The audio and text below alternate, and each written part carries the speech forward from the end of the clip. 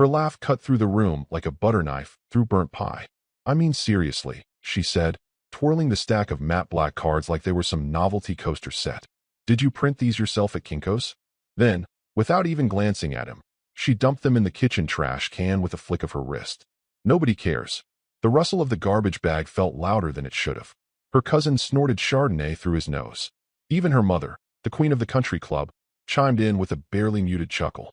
Well, it's the thought that counts, dear. I didn't move. Just cut another slice of turkey. Pass the cranberry sauce. Smiled the same smile I always wore when her family started in. That tight-lipped, controlled thing I'd perfected over a decade of being treated like a piece of well-dressed lint on their Persian rug. What kind of title even is this? Her brother muttered from the side table, having caught a glimpse before she tossed them. Executive partner? Sounds like something from a pyramid scheme. I think it means he owns, like, one vending machine, another added. Cue more laughter. And if you're one of the 90% of people listening who haven't hit that subscribe button yet, go ahead and do it. It keeps stories like this coming, and trust me, you'll want to hear where this one goes. I didn't react. I never did. My job wasn't to perform. It never had been. They didn't know that silence is a weapon. The longer you let people talk, the more they reveal about themselves. I waited. And then, Charles. Uncle Charles, her dad's older brother, with the failing eyes and shaky hands. Not exactly the guy you expect to change the temperature of a room. He'd been quiet most of the night, nursing a Pinot Noir and watching the whole circus unfold with the tired resignation of a man who'd survived 3 divorces and 2 board coups. While they joked, he wandered into the kitchen. I saw him kneel by the trash, fish one of the cards out of the garbage like it was a lost relic. He adjusted his glasses, squinted, and then he froze. The card trembled in his hand. Then the wine glass and the other slipped. Crashed. Stem snapped clean. Everyone turned. Forks paused midair. Even the family dog stopped chewing on his stolen roll. This title, Charles said, voice brittle, confused. Is this real? No one answered. He looked at me, suddenly sober. You're executive partner of Triarch Equity? I nodded once. Calm. Unbothered. Her fork hit the plate. Wait. What's Triarch?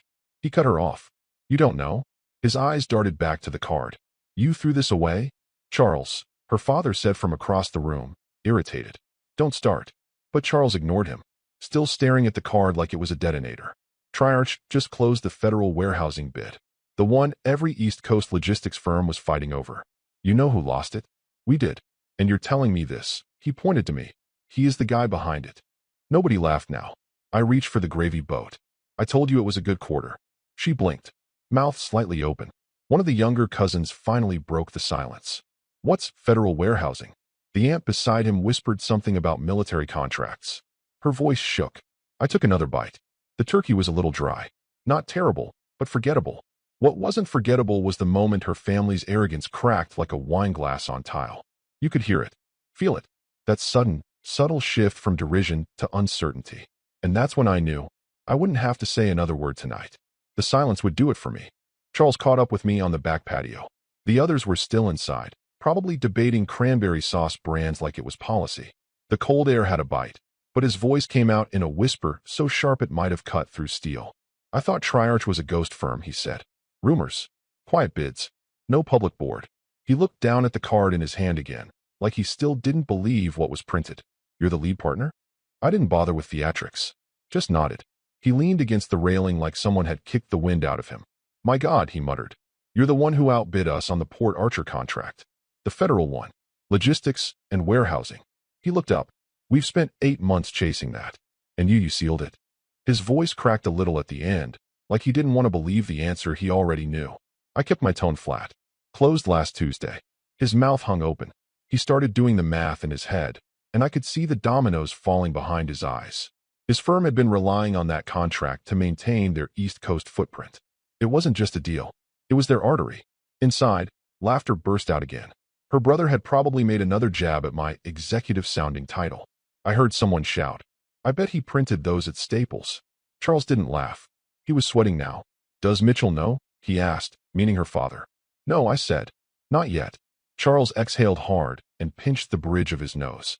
Damn. You know this affects half our storage pipeline? You've effectively boxed us into subleasing on our own routes. Then he paused. And Mitchell's still mocking you in there like you're someone's assistant. I shrugged. People see what they want to see. He He looked at me for a long second. You're not going to tell them, are you? Would it change anything? His jaw tightened. It would humiliate them. I took the card back from his hand and slipped it into my wallet. They've had that opportunity all night. I didn't wait for a reply. Just stepped back into the house. The lights, the noise, the smug voices. They all seemed so far removed from the man Charles had just realized he'd been sitting across from. I said my goodbyes politely, kissed her on the cheek. She barely looked up from whatever shallow conversation her cousins were still circling. Going somewhere? She asked, distracted. Yeah, I said. Got an early call. More of your little empire to run? She joked, with that same mocking tone she'd used all night. I just smiled and nodded. Something like that. And I left. The truth was, I hadn't even planned to bring those cards. They weren't for them. I'd printed a fresh set that week because the old title was outdated. The ink was still drying when I slid them into my coat pocket. What they didn't know, and wouldn't know until much later, was that Triarch Equity had finalized 3 acquisitions that same week. Not just the federal contract, but 3 feeder companies that supplied warehousing tech, security logistics, and yes, packaging. All routes that her family's firm depended on. They weren't just about to learn who I was. They were about to learn what I owned. And it wouldn't come in a headline. It would come on the balance sheet. Quiet. Brutal. Final. By Monday morning, the whispers had become phone calls, and her phone wouldn't stop buzzing. She sat at the kitchen island, coffee untouched, scrolling through group chats that had gone from mocking to manic. One cousin sent a link. Another sent a screenshot. Then finally, the call came from Olivia, the family's self-appointed gatekeeper of business gossip. Olivia worked procurement at Ridgemont Group, one of the mid-tier vendors that serviced their family's entire logistics chain. Hey, Olivia said, breathless. No pleasantries. Tell me this isn't true. What? Your husband? Did he take over Norval Supply? She laughed. Hard. What? No. He's still running that little startup of his. Something with packaging? Olivia didn't laugh. No. You don't get it. Norval is gone. Absorbed. Folded into something called Triarch. Effective last Thursday. The emails are already bouncing. She blinked. Wait, what? You're serious? I work with them, Amanda. Half our Q1 inventory came through Norval. And now the new contact emails are all redirecting to Triarch domains. A pause. Did you know about this? Amanda stared at her reflection in the microwave door. No, she said slowly. I didn't. Olivia hung up. No goodbye? Amanda set her phone down. The silence in the house was too clean, too balanced. Like everything was about to tip. She got up and walked to his home office. The door wasn't locked. It never was. He'd never needed locks. His laptop was still open on the desk. She hesitated for a second, then moved quickly. She didn't know what exactly she was looking for. Maybe just a sliver of truth to laugh at. Maybe something to confirm that this whole Triarch thing was just a coincidence, a name overlap, some shell firm with a borrowed logo. Instead, she found a folder titled Confirmed Contracts, Q1. A spreadsheet listing over 40 companies, including Norval, Castor Logistics, and Turnfleet. Email correspondence from e.parker@triarch-holdings.com. An internal memo welcoming 6 new logistics coordinators to Triarch's Atlanta division, all names she recognized from her father's vendor network. Her throat went dry. Then came the quiet sound of the shower turning off upstairs. She slammed the laptop closed and backed out of the room like she'd stepped on glass. He walked down a few minutes later, towel around his waist, hair still damp. Calm as ever. She was seated back at the kitchen island, eyes fixed on the marble. He didn't even look surprised. You went through my files? He asked, voice low. She didn't speak. Didn't need to. The laptop was still breathing quietly on the desk behind her. He poured himself a coffee, added no sugar, and sipped. Then, casually, without malice, without triumph, he said, next time you throw something out. He looked at her. Check the print first. She opened her mouth. Closed it. There was nothing to say that wouldn't dig the hole deeper. Because in that moment, it hit her. This wasn't about one lucky deal. This wasn't some fluke where he accidentally ended up on the winning side of a contract bid. This was a network. And not the kind her family played tennis with. No, this was a lattice of acquisitions, legal bridges, shell entities with real teeth. It had reach, coordination, layers. She thought he'd been tinkering in the background, playing entrepreneur with safe money. A harmless hobby. But she'd been wrong. Dead wrong.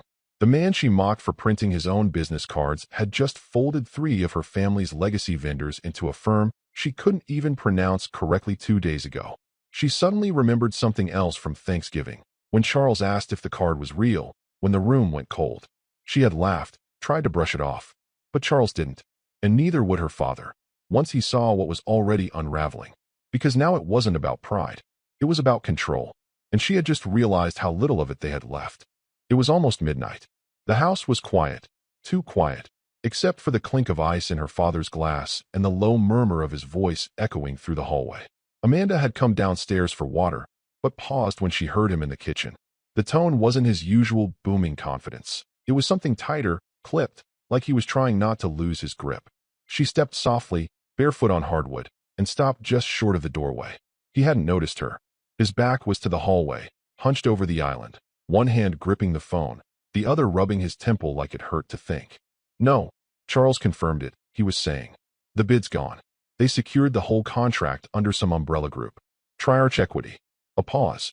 No, not public. Quiet as hell. That's what's so goddamn frustrating. Boards and chaos. Everyone thought Norval would roll into Q1 as primary supplier. Now we're scrambling. Amanda's heart stuttered. Triarch Equity. She stepped into the kitchen, carefully. Dad. He turned, startled. His face was flushed, not with drink, but with stress. What are you doing up? He asked, quickly muting the phone. I heard you say. Triarch Equity. His expression shifted. Defensive. Annoyed. Yes. What? She swallowed. That's the name on Ethan's card. For a beat, he stared at her like he couldn't process the sentence. Then, realization hit. Fast. Hard. Your husband is tied to Triarch. She didn't answer. Not really. Her silence said everything. He let out a bitter laugh and shook his head, muttering into the air. Jesus Christ. No wonder Charles looked like he'd seen a ghost. She moved toward the counter slowly, her voice quieter. You're saying his company beat yours? It wasn't even a fight, he snapped. They came in under radar, swept the contract. Bundled logistics, security, fleet management, everything. It's not just this deal, Amanda. We're exposed. Charles says they've got fingers in at least 4 feeder companies. I don't even know what we're attached to anymore. The panic in his voice cracked something inside her. She had grown up believing her father was unshakable. He'd once told a state senator to get in line. Now he looked like a man realizing the line had moved, and he wasn't in it.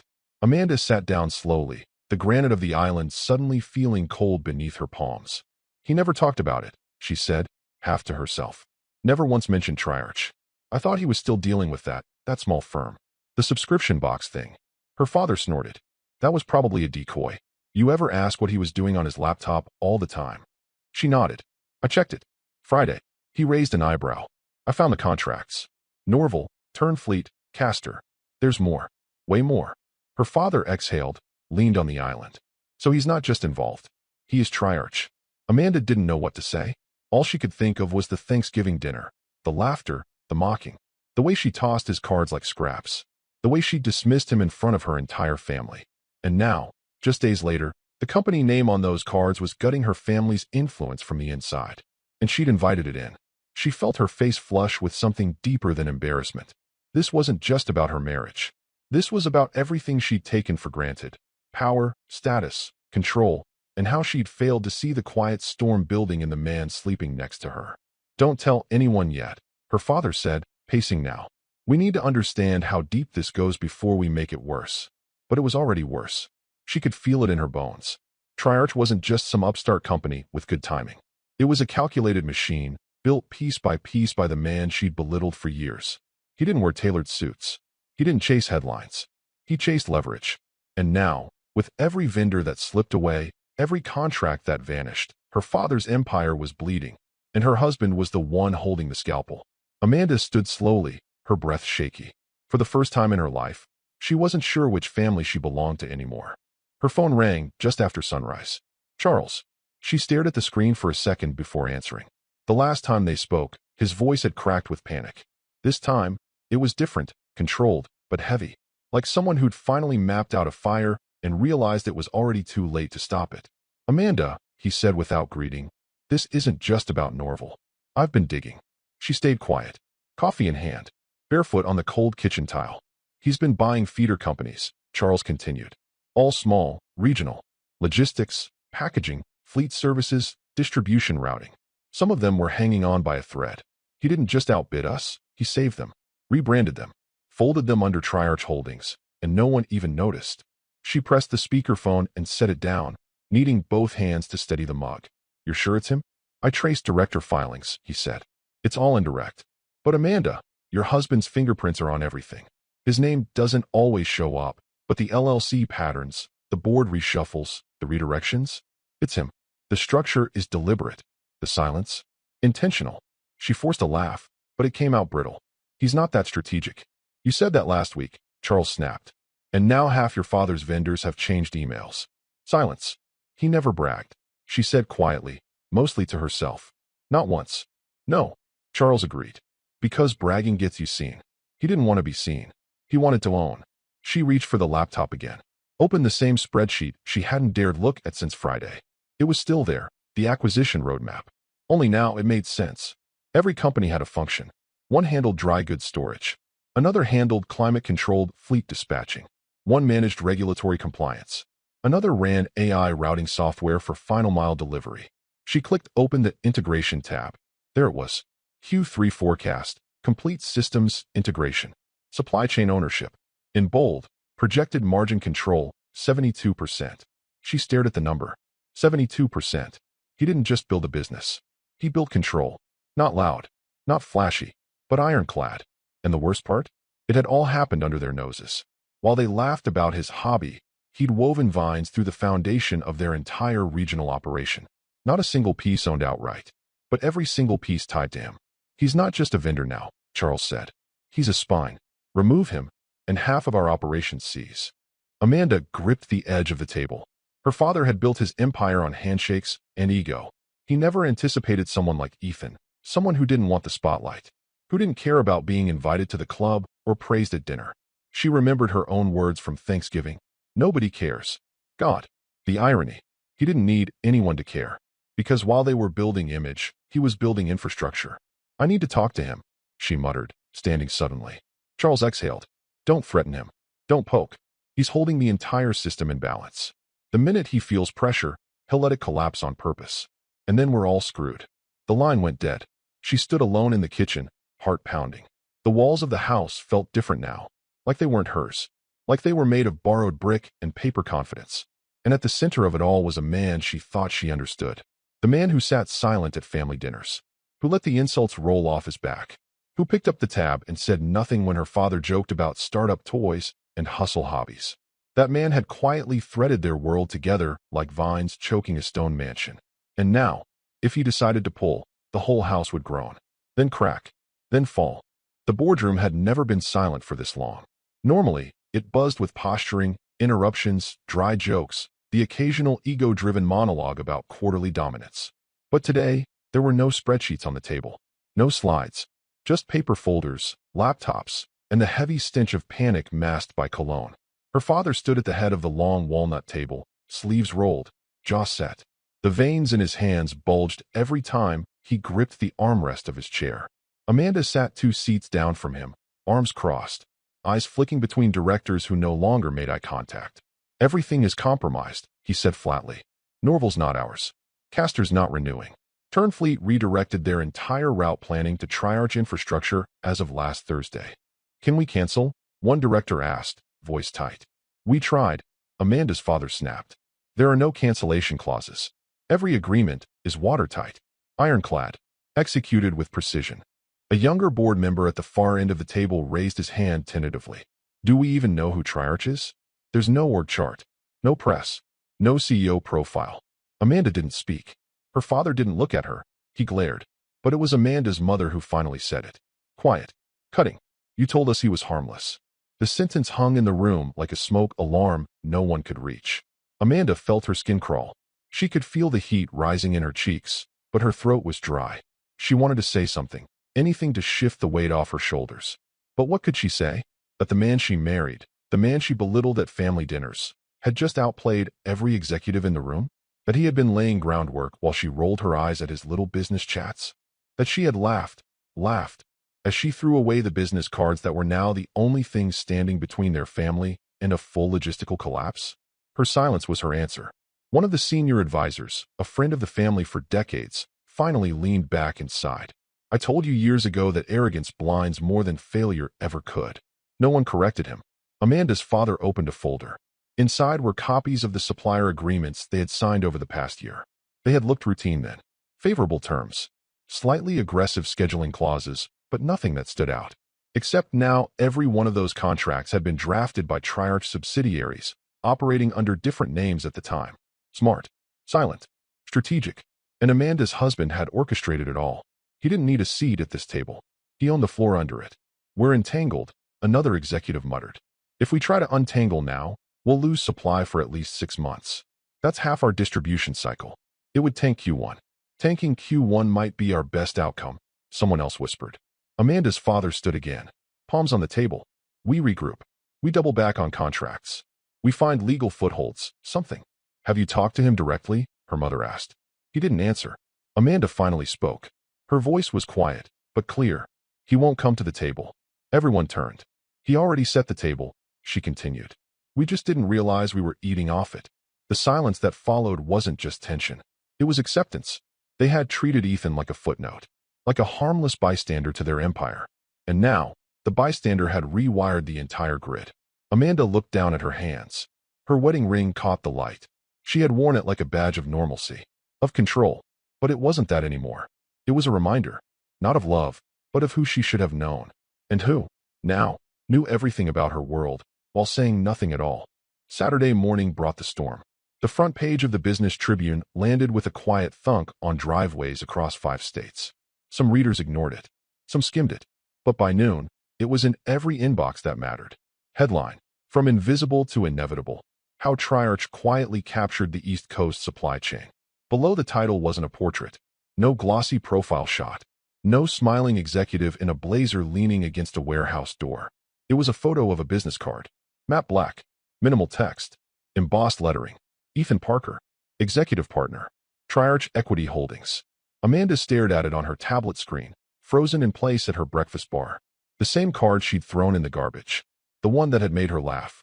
Now, it was the symbol of what every boardroom was whispering about, and she was nowhere near the punchline anymore. She clicked into the article, hands trembling. It was methodical, surgical. A timeline of silent acquisitions, smart contracts, anonymous shell LLCs, logistics, packaging, supply chain redundancies, all consolidated under Triarch Equity in under 18 months. Unheard of. The journalist called it the quiet surge. One section broke it down by region. Another had quotes from CEOs and executives praising the operations precision. Whoever's behind Triarch isn't just a business mind, they're a ghost in the system. They made sure no one saw them until they were the only option left. A masterclass in being underestimated. He played the fool long enough for everyone to underestimate him. Then he rewrote the rules. Amanda felt like the floor under her had cracked. That last quote. It wasn't just analysis.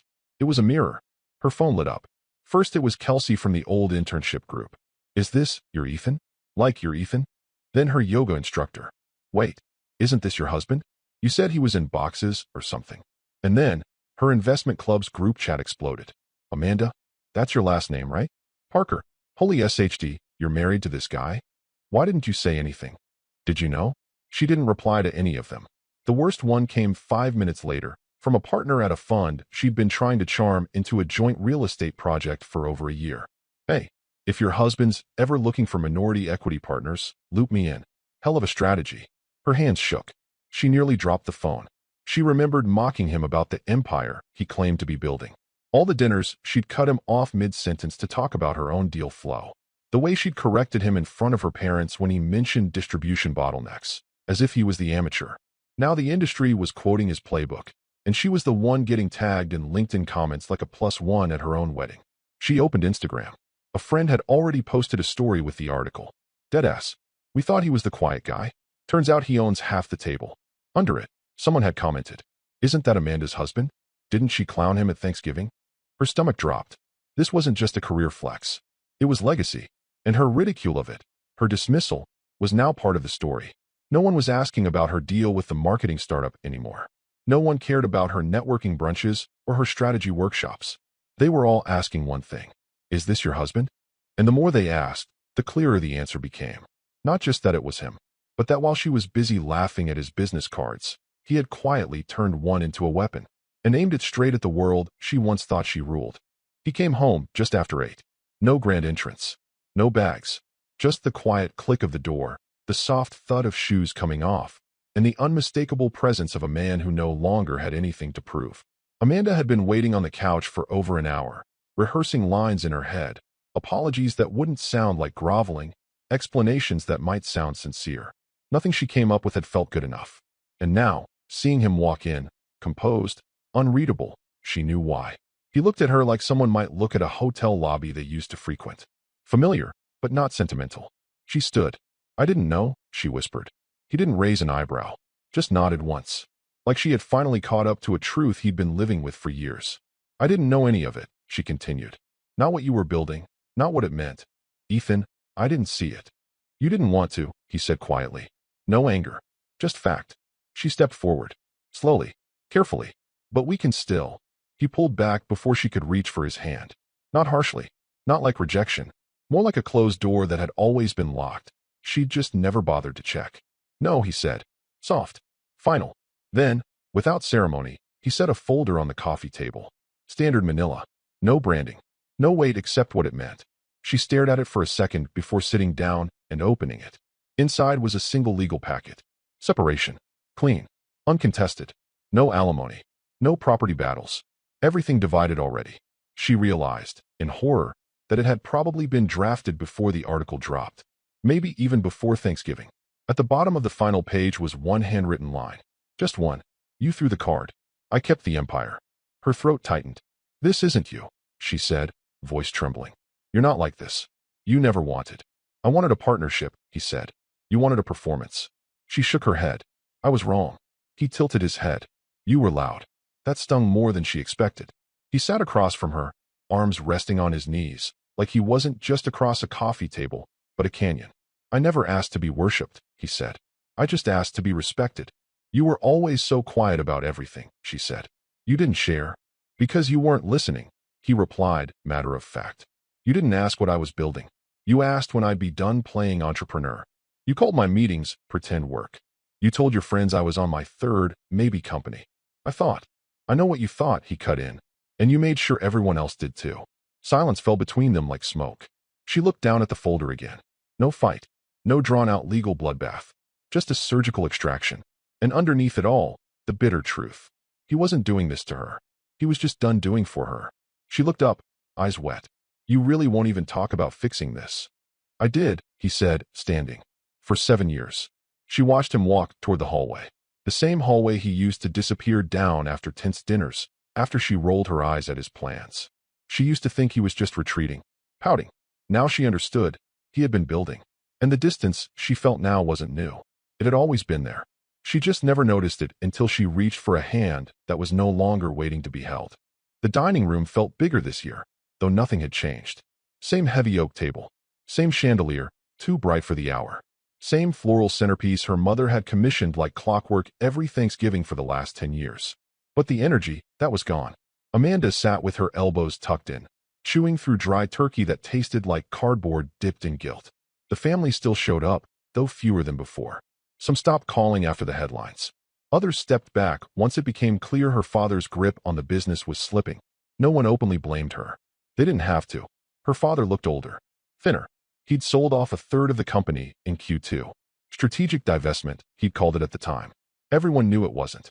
Her uncle Charles had retired under health reasons, but Amanda had seen the resignation letter. He'd never recovered from the fallout. The company wasn't dead. It was just no longer theirs. The laughter was softer now. No bold toasts. No one jabbed at anyone's job or clothes or marriage this time. It was like they'd all tasted humility and didn't quite know how to chew it. Her cousin Jamie, one of the few who still spoke to her like she was human, sipped her wine and leaned in. "Is he coming this year?" she asked quietly. Amanda didn't answer, just gave a small shake of her head, eyes never leaving her plate. Jamie nodded. "I figured." No one said his name anymore. Not her father, not her mother, not the cousins who used to snicker behind their champagne glasses about his pretend CEO routine. He had become the ghost that haunted the margins of every quarterly report, every supplier negotiation, every hollow phone call with legal, trying to claw back leverage they'd never truly owned. What stung most was how cleanly he had exited. No scorched earth, no vendetta. He just left. And the vacuum he left behind was louder than any revenge. Across town, in a converted brick warehouse with floor-to-ceiling windows, Ethan hosted a different kind of dinner. No nameplates. No family politics. Just his new team, logistics leads, equity partners, legal architects, tech heads. The people who had helped him quietly build what others mocked. The table was smaller, warmer, real. Between the turkey and bourbon, he passed out a stack of updated business cards. They were simpler now, just his name, the company, and a phrase at the bottom. We don't explain. We execute. His team laughed. They understood. Some had been underestimated in their own circles too. It was why they followed him. Back at the estate, Amanda excused herself before dessert. Claimed a headache. Truthfully, she just couldn't take the echo of her own voice from last year, still ringing in her skull. Who even reads business cards anymore? She did now. She thought about the new team, the new table, the network that had replaced her. She used to sit next to the man who built it. Now, she was just a cautionary tale, a name not on the invite list. The ballroom had once been his territory. Her father used to glide through these events with a glass of scotch in one hand and a donor list in the other. Everyone knew his name. Men clapped him on the back. Women smiled like proximity to him meant access. For decades, he wasn't just a guest, he was the room. Tonight, though, something had shifted. The lighting hadn't changed. The catering was still from DeMarcos. The silent auction tables were still lined with glossy catalogs of luxury trips and framed memorabilia no one actually wanted. But the whispers were new. They followed him from the valet to the reception table. A few subtle glances. A hushed comment by the bar. Someone nudged their colleague as he walked by, murmured something behind a champagne flute. He tried to ignore it until he saw the sponsor wall. 10 feet tall, flanked by orchids, illuminated like an altar. And at the very center, just below the platinum tier donors. Tier IRCH. Sleek. Minimal. Familiar. But what caught his attention was the line printed beneath it, in smaller text. In memory of those who built in silence. He stood there longer than he meant to. It wasn't grief he felt. Not exactly. It was something heavier. Something slower. The sensation of watching your own name disappear from the ledger of relevance. A man passed by, didn't even greet him. Just nodded vaguely and moved on. Another offered a handshake, but it was clearly out of courtesy, not recognition. At the far end of the room, a woman whispered to her date. That's Mitchell Langston, right? He used to run. What was it? Langston Supply. The man shrugged. I think Triarch absorbed them. That word again. Absorbed. He'd spent his life building something brick by brick, and now it was just folded in, like a footnote. He left early. No scene. No goodbyes. Just a quiet retreat through the lobby, past the coat check, into the cold air outside. Amanda was already in the car, waiting. She didn't ask how it went. He didn't volunteer anything. They sat in silence for a moment, the engine idling. Then a couple walked out of the building, laughing softly. The man held a Triarch-branded gift bag, the woman a crisp business card. She held it up in the glow of the overhead lights, reading aloud with a grin. Executive partner. That's the guy, right? Amanda glanced out the window, saw the black-on-black card, the raised print, the name, Ethan Parker, her ex-husband. No face, no monologue, just a name and a title that now moved mountains and redefined silence. The woman slipped the card into her clutch as they walked to their car.